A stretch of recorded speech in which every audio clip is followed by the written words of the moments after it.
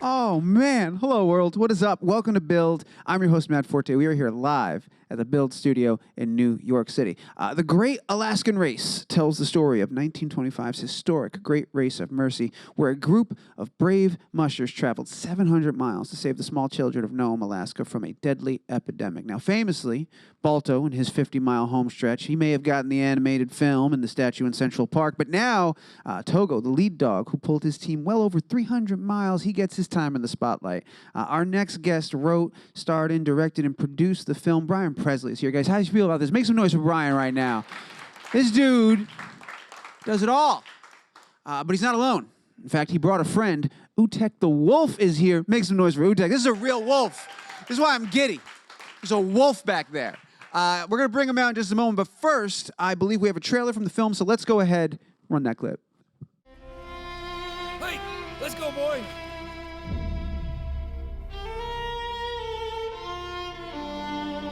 Hold the line, Togo.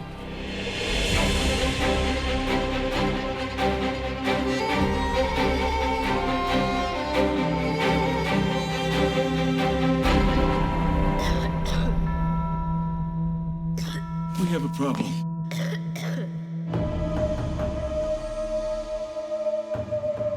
A young girl has died of diphtheria. It's highly infectious, and I have no anti-toxin to fight it with. This disease is fatal to children. We're gonna get that medicine here. Call every hospital, tell them to send as much anti-toxin as they can spare. The sea is frozen over. The ship couldn't get within 100 miles. We'll mush again. Dog sled? You can't be serious. I can't lose Sigrid. It won't come to that. You were choosing to transport this serum with a Stone Age solution. Have a little faith, will you? I'll do it.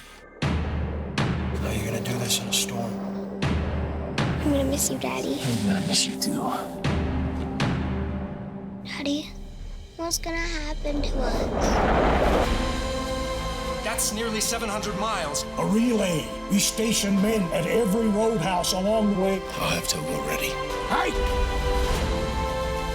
The dogs will never make it. We have to try. Every day we wait, children are going to die. Your daddy and Togo are gonna come back.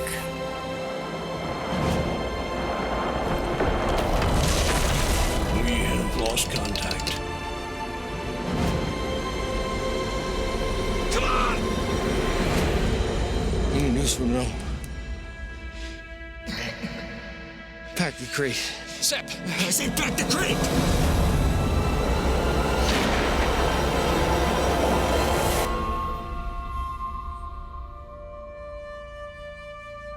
I'm not gonna let anything happen to you.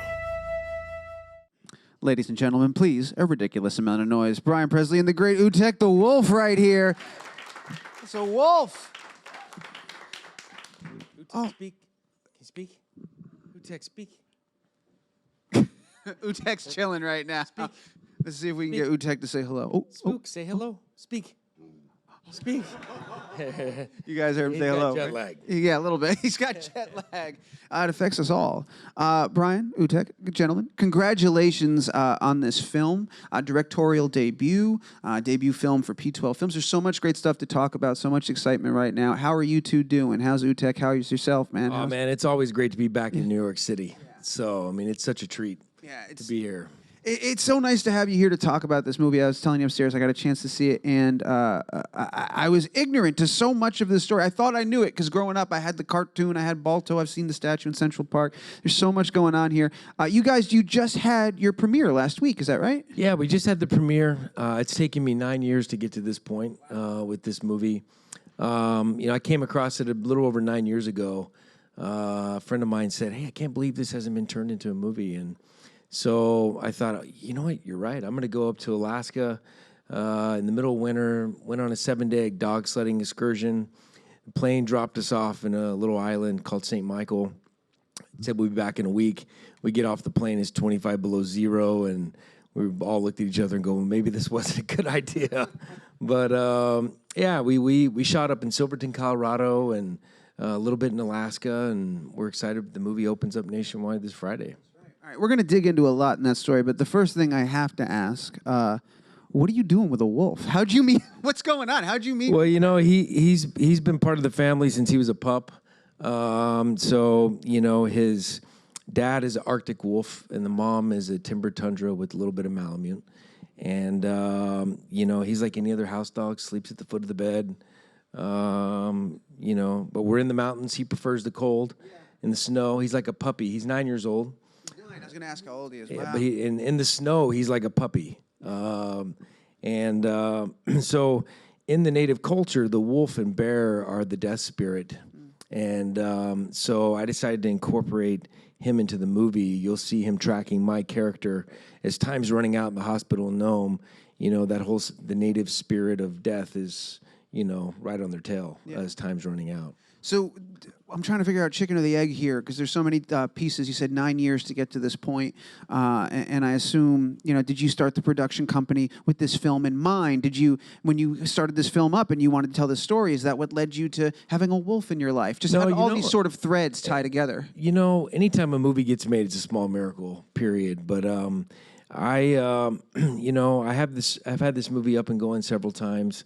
And I worked on a film called Touchback with Kurt Russell several years ago, and it was really him. At that point, I had offers to give up the script, had offers to try to get other directors, and he said, "Man, if you see the movie, you should be the one to tell the story." And so that always just resonated with me, and you know, persistence paid off. And so by the time it was time to go up to, you know, 12,000 feet in middle of winter and night shoots at below zero, I mean, I was in go mode and could use and abuse myself on the back up doing costume changes on the back of a snowmobile. Sometimes we'd take 45-minute snowmobile rides to set, and but it was intense. It was intense working in those environments. I mean, we had to be really prepared. But you know, it's amazing. I'm drawn to true stories.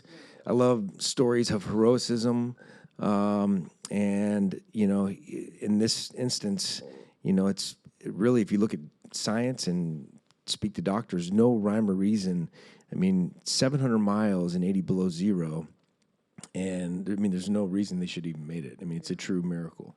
How did you first get introduced to the full story? Like I said, growing up in popular culture, I only got like one facet of this diamond. I only saw one little bit. It's that Balto bit, and now I see the whole thing. How did you first come to find all this? Most people have heard of Balto. There's the animated movie Balto, Utek's Thirsty. When I started researching it, I quickly realized that the angle I wanted to tell the story was from Leonhard Seppala and Togo's perspective. Most mushers covered 50 to 80 miles. Leonhard Seppala and his 12-year-old husky, which was his lead dog. 12 years old. 12 years old. Covered 350 miles in the hardest stretch. And so they're kind of the forgotten heroes. Yeah, why do you think that is? Why do we? And again, it's not that Balto didn't play a role, but like, why do you think so much of the glory falls on just that one dog? Balto was actually Leonhard Seppala's dog, and so he let the musher Gunner bring him on a press tour afterwards. I mean, they didn't know this story was becoming a nationwide story. It was as it was happening. Yeah. I mean, it was on the streets of New York, and this is right before Alaska became a state, and so. He let Balto go on this press tour with one of the mushers, and that's when really the PR element began to take over. Became legendary. And they got the statue. And so, you know, most people, the Iditarod is run every year in remembrance of the 1925 Serum Run. Yeah. And so they still run the same route all the way to Nome, Alaska. And so, yeah, we're excited for the dog sledding community. I mean, it's still very much a livelihood for people in our country. And, you know, it's funny because when I went up and did the Alaska trip, the research trip, as we were getting ready to take off, the local basketball team had to go 10 miles to play their game, and they were all loaded up by dog sled and snowmobile. And that's how they commuted to play their high school basketball game. No way. Yeah, it was pretty wild. Yeah, tell me a little. All right, so let's talk about that trip for a second. You said you got out there and it was kind of like an awakening of like maybe this wasn't the best idea. Like what was the biggest thing you learned out from that experience of being out there and witnessing all this firsthand? I mean, other than I don't want to live up in 25 below zero, you know, I realized too that, you know, most people have asked me, well, did you shoot the film in Alaska? And well, Alaska in the winter gets about 4 hours of daylight, and the temperatures are, insanely harsh. And so I knew quickly that I couldn't take a crew up and take a movie up into that environment, because it was really important. The storm is a character, and most of us we know snowstorm or blizzard, but 80 below zero, that's a different animal altogether. And so I really wanted, all the actors, everybody to be in the elements. And we were in the elements. Silverton is, known for avalanches, and it's pretty high up. When you were up in Alaska and you went on a sled run, right? You were on a dog sled. You did the whole 9. Is that where you trained? I trained up in Alaska. We had to take care of the dogs, unhook them, feed them, hook them back up the next morning.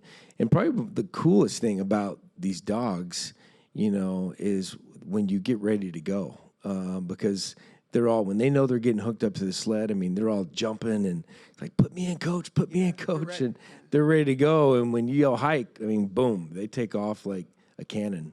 So my daughter, my real daughter, Emma, she plays my daughter in the movie. And so her first day at set was a scene in the movie where she's riding in front of me on the dog sled and on the journey home.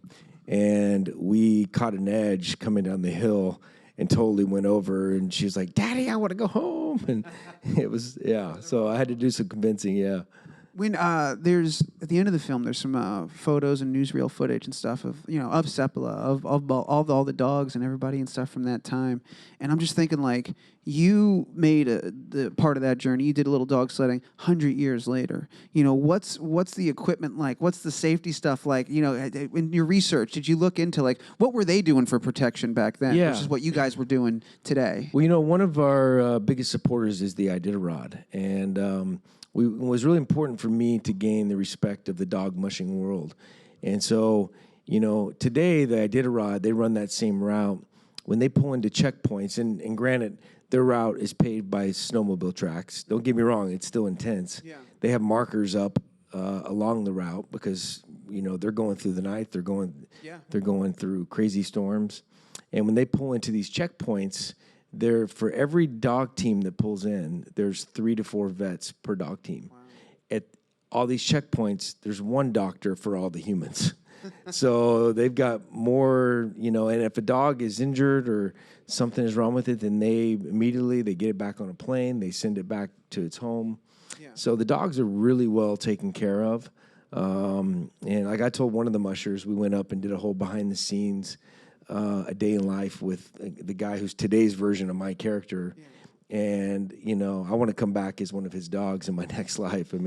But these are like professional athletes. I was talking to my friend Linda downstairs. She was telling me she had done this in Alaska a while ago. She went on like a tour and did a thing. And one of the things that blew her away was when they would stop and rest, the dogs were like high endurance athletes, and they were massaging all the dogs, feeding them, giving them special food to warm them up. And like all of the care was going into the dogs, like just making sure they were happy and healthy and doing their thing. Yeah, they love their dogs. And huskies and Malamutes, and these dogs thrive in the snow. One of the mushers was telling us a story that, he's got 30 dogs, and every year on the first snowfall, it happens, they all start howling in unison.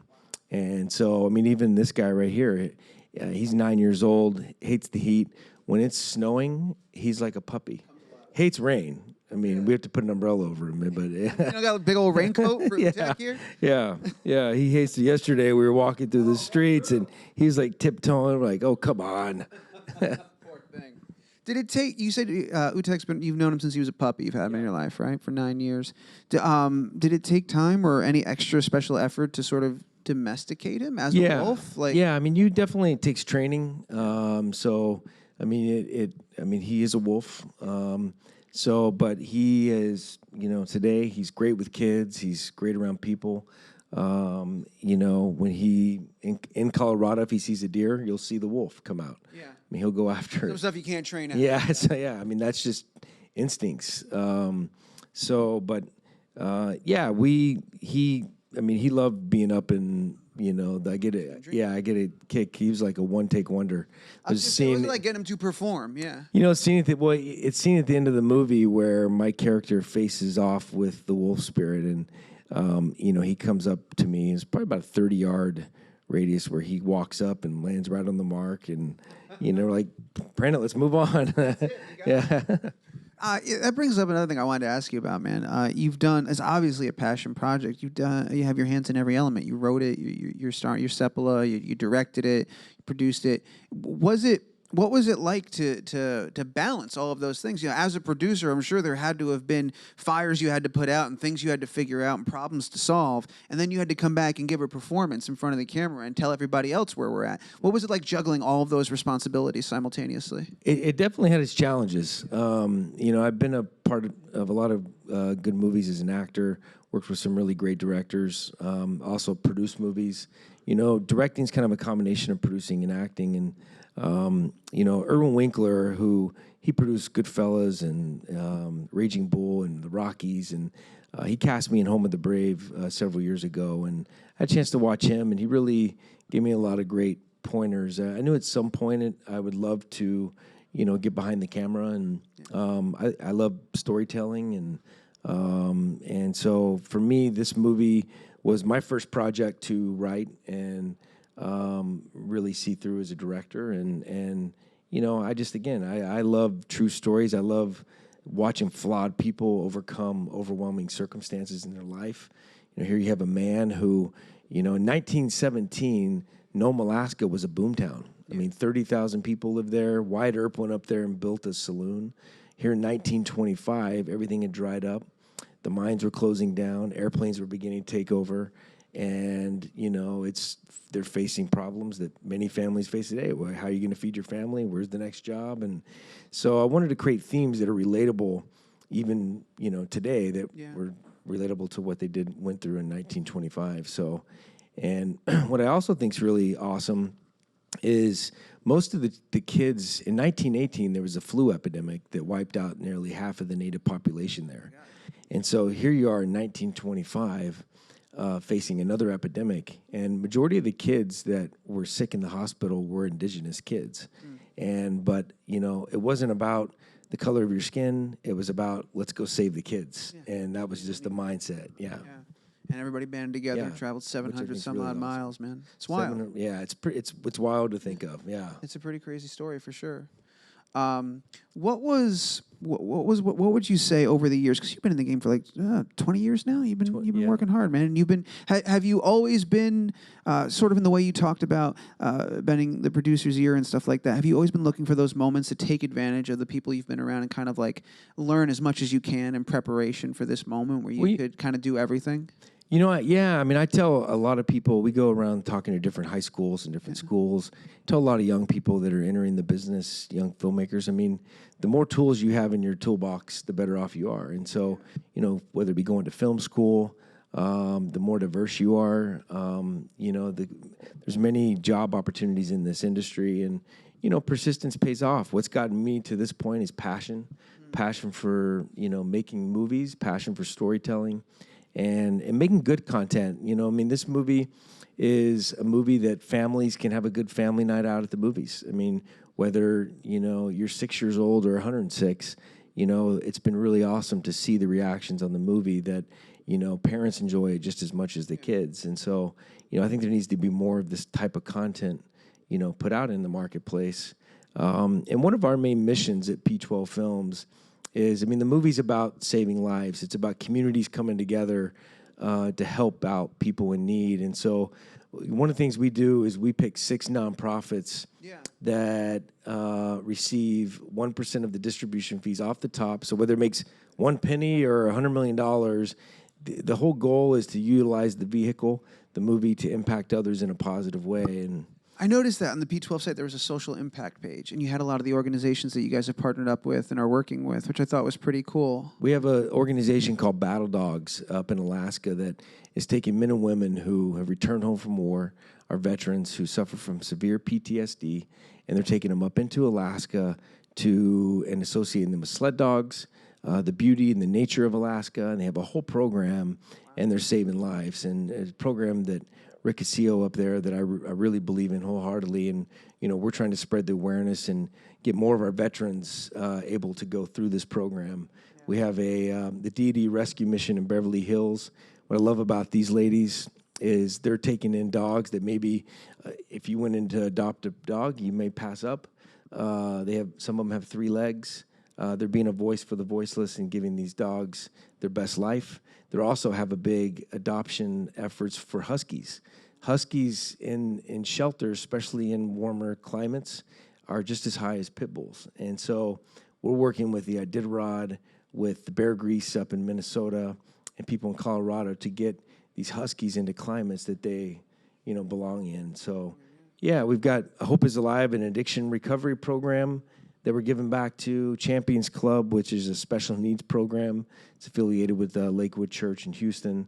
So, and then most importantly, we wanted it to benefit the dog sledding world. So we picked, the Iditarod, the Bear Grease Marathon in Minnesota, both big races that are impacting that sport and doing great things and great things for the sport. And so, yeah, we're trying to shed light on things that are much bigger than just a movie.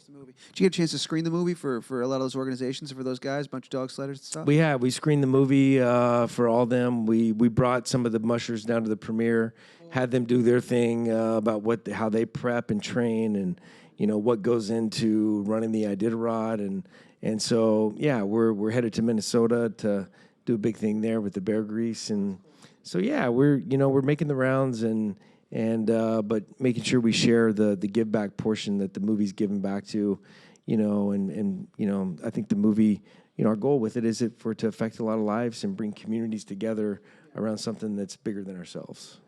And that feels like for P12 as a whole, that's kind of like your mission statement is to make great entertainment but affect change positively in people's lives. It's not about me. It's not even really about the movie. It's how we use the gifts we have in life to give back and to impact others and help people out in need. And these are kind of the messages that it's a message of this movie. I think it's a beautiful thing when you see the left and right come together to help others out in need. And that's really the whole mission behind what we're trying to do with the stories we're telling. Well, it's a fantastic movie, man. It's really entertaining. It reminded me for sure of like a kind of movie I haven't seen. Like Disney used to make movies like this when I was a kid that like would get real and tell a real story, but also was like the whole family could watch and has a lot of fun stuff and adventure in there. And it just had that old school vibe that I haven't seen in a while. That I really dug. So it was a fun watch. Man. Yeah. I appreciate that. For sure, man. We're going to go to audience Q&A in a second, but I wanted to ask, because I saw this is the first one of P12 films. The Orphan Train is the next film. I was wondering if you could tell us anything about that, how that's coming along, what the story is. Yeah, the Orphan Train we're about finished with. We finished shooting in February. Another true story.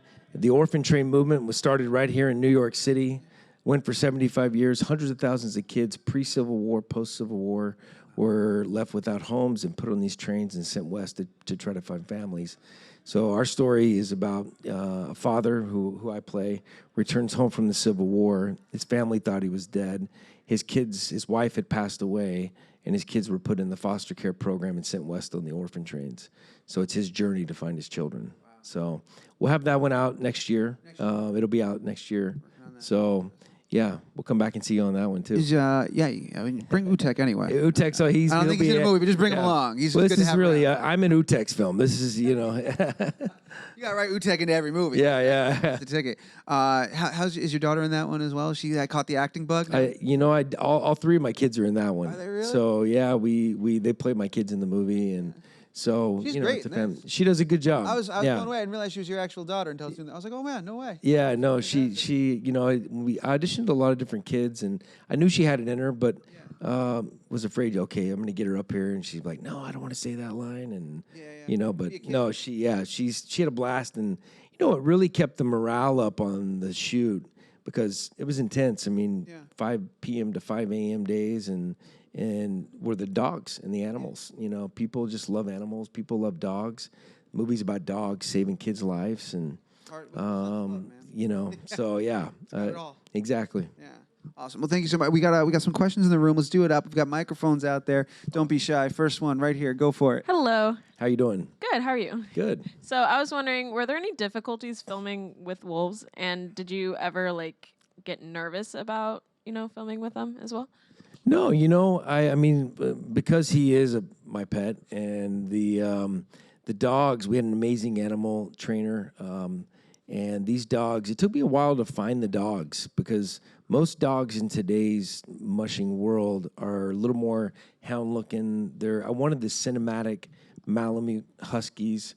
So we found these dogs outside of Durango, Colorado, and they were great with kids. They could also, pull a sled, and so the dogs were actually kind of the easy part. To be honest with you, the animals, animals are just easier than humans, right? So, but yeah, the most people would say, oh, the animals would be the hard part. They actually, in this case, we were very well prepared. We did a test shoot. One of the things I wanted to do was bring my camera team up, and we did a test shoot with the dogs. We needed to, see how we're going to shoot them, how we're going to track alongside them. The first day we were trying to do it all on foot. We spent half the day in waist-deep snow, and we got nothing done. We quickly realized, okay, we need snowmobiles. Yeah. Day 2, we spent half the day turning the snowmobiles over and getting them stuck. So we said, okay, now we need somebody who knows how to operate the snowmobiles. So, by day 3, we began to find our rhythm, but those were very important to the planning, and so that when we hit the ground running, when we started filming, we were ready to go. Is there something similar to? Thank you for your question. That was great. Is there something similar to that experience that as you were working on the Orphan Train, having gotten one under your belt, you were like, all right, I learned from that. Now I know that for the second film, I'm gonna We did a lot of those test shoots in the Orphan Train. We had some days we had up to 60 horses in a scene. It has a Western genre feel to the movie, and we're on horseback majority of the movie, so another animal heavy movie. So those test shoots and really just planning how we're going to do those big sequences are very important to going into the shoot. How much does Utek eat? How much food are you going through? He doesn't eat a lot. No, to be honest with you, big dog. A couple cups a day. Wolf. He loves beef jerky. Yeah, who doesn't? Loves cream cheese on a bagel. New Yorker. That's his favorite. Are you serious? Yeah. He loves cream cheese bagels? Oh, he loves cream cheese. Yeah. That's hilarious. If you just give him a piece of bread, he won't eat it unless you put something on it. So, cream cheese on a bagel. All right, that's a New York wolf right there, man. That's the real deal. All right, I got time. Can I do one more question? Come on down. Hello. How you doing? I'm good. How are you? Good. As the writer of this film, what did you find to be the most difficult scenes to write? The most difficult scene, probably the hospital stuff, because once the children get sick, it was really important as a writer, as an actor, director, to keep scenes active. There's only so much we can see somebody laying in a bed sick, or a doctor checking a pulse. And so, those were the hardest scenes because the story follows, my character's journey. We see a couple of the other mushers, but we're going from the hospital to the governor. Henry Thomas, who plays a great role in the movie. Treat Williams is amazing in the movie. Yeah. So keeping the balance, it's an ensemble piece, keeping the balance in the story flowing. But the hospital scenes were probably the toughest. One of my favorite scenes in the movie, and this is where, I tell young filmmakers, actors, is trusting your own instincts. In the script I wrote, that the character Constance, she was going around checking, the different kids, putting compresses, because the disease of diphtheria, it suffocates your airways. And so I told her, I go, you know what, let's toss this out. Whoever wrote this is, yeah.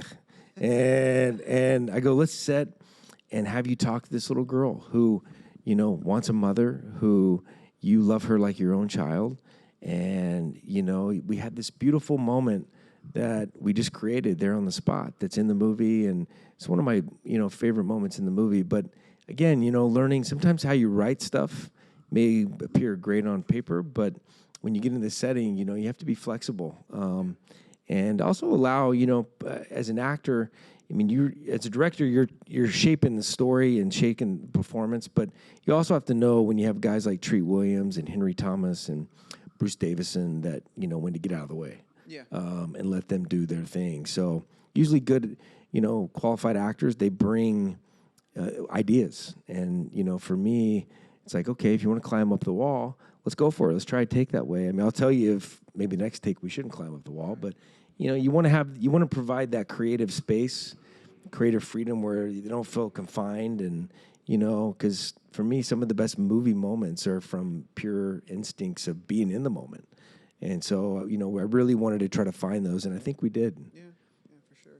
Thank you for your question. Thank you for your Great question. job. To that, kind of in that same vein, did you ever have difficulty balancing, adding drama to the story, but staying true to Seppala's story and staying true to that time? Like, I want to do this, but I don't want to stray too far from how it actually played out, sort of thing. Like, yeah, there's definitely elements in the movie that we didn't have certain facts about that we had to create, and so, but in essence, what we show is the truth, and of 120 dog mushers going 700 miles through 80 below zero, but it was really important to lay in the if you haven't been to Alaska, I wanted the scope of Alaska, how small they were compared to the environment they were traveling in.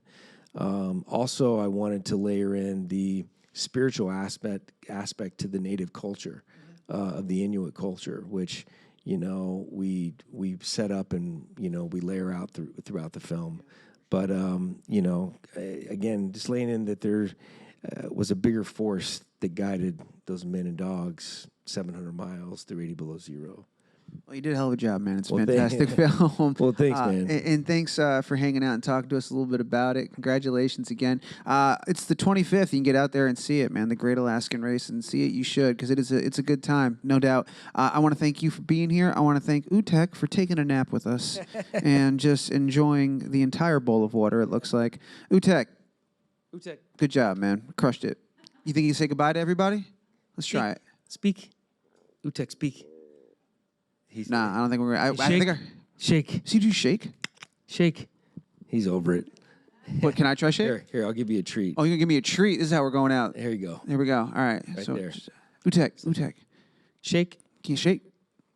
There we go. There you go, baby. Oh, my gosh. Ladies and gentlemen, please join me in thanking Utek and Brian for being here. Yeah. 25th. Go see it. Thank you, man. Thank you. Hey, man. Thanks, man. Pleasure. Thank you so much.